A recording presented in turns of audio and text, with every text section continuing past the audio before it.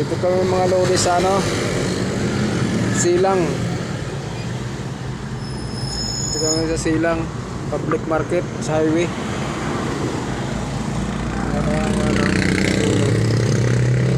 Kulay stoplight.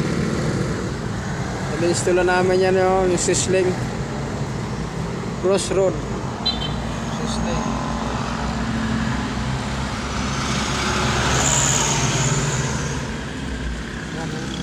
In-install namin yan ng wifi, internet. Yan.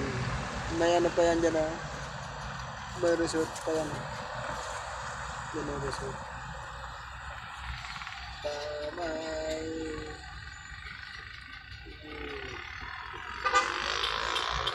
Kung pagulang hanap mo,